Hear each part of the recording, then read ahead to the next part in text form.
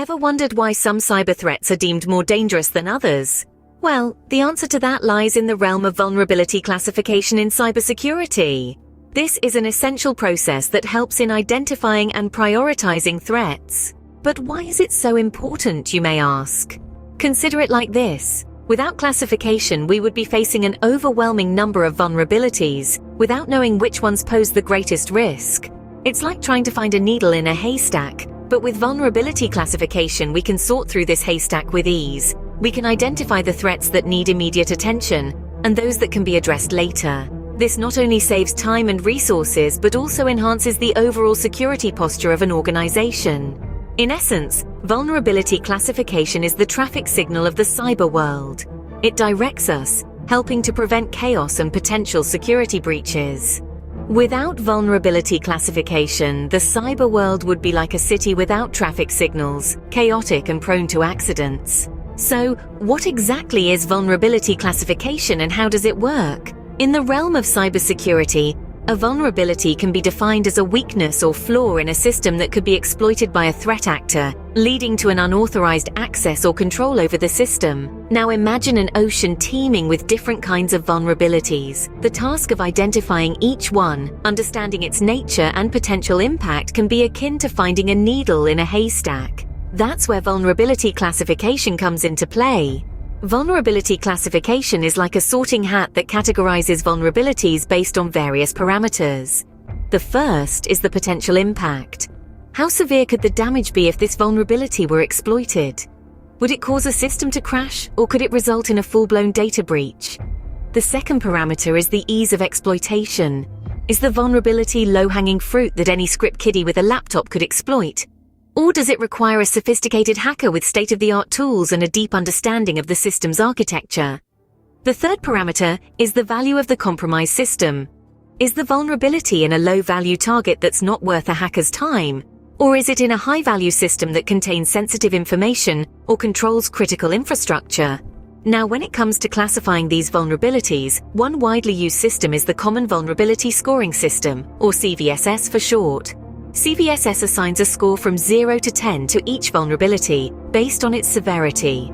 A score of 0 means the vulnerability is of low or no risk, while a score of 10 indicates a critical risk. So in essence, vulnerability classification is a crucial step in managing cybersecurity risks. It helps organizations prioritize their efforts and resources, focusing on the vulnerabilities that pose the greatest risk.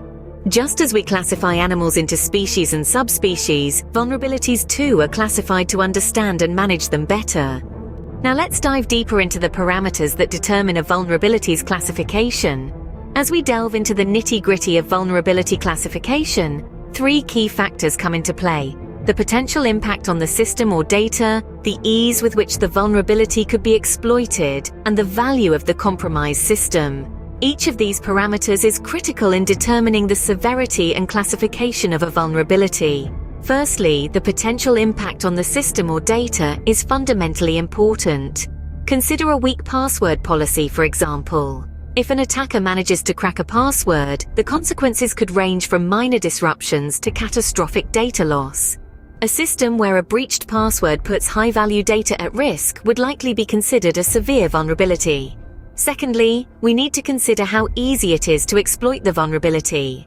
Let's take the example of a software bug that allows unauthorized data access. If exploiting this bug requires a high level of technical skill and a deep understanding of the system, it may be considered less severe than a bug that can be exploited with minimal technical knowledge. However, if this bug is in a widely used software, its ease of exploitation could dramatically increase, thus raising its severity. Finally, the value of the compromised system is a significant determinant. A vulnerability in a personal blog, for instance, might not be as critical as one in a banking system.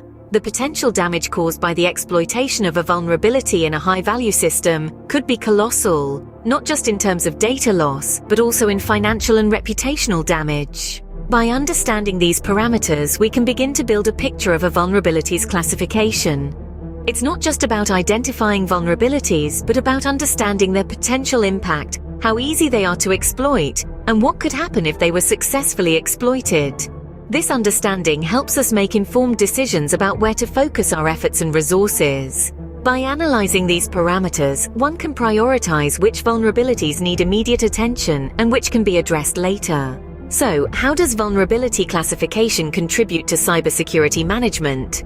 Well, the first step in winning any battle is knowing your enemy, and vulnerability classification plays a pivotal role in this regard. It helps cybersecurity teams understand and prioritize threats, making it an essential tool in risk management.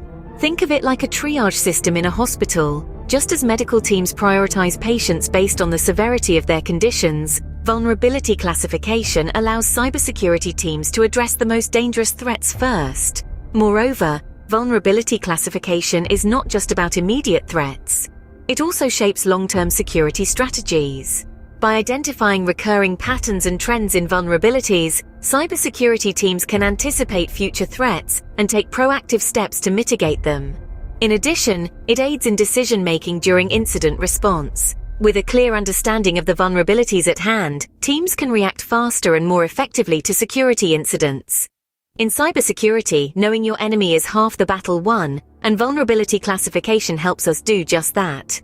In a nutshell, vulnerability classification is a critical cog in the cybersecurity machinery. It's the process that allows us to identify, understand, and prioritize the plethora of vulnerabilities that exist in any given system. It's like having a roadmap in the complex landscape of cybersecurity, providing us with a clear path to follow when it comes to dealing with potential threats. Now, remember how we talked about how this classification works? It's not just about listing out vulnerabilities. It's about understanding them, categorizing them based on their characteristics, and prioritizing them based on their potential impact.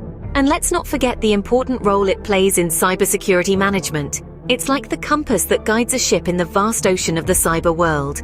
It helps us direct our resources efficiently, focus our efforts effectively, and ultimately safeguard our systems more robustly. Remember, in the cyber world, not all threats are created equal, and vulnerability classification helps us understand this inequality.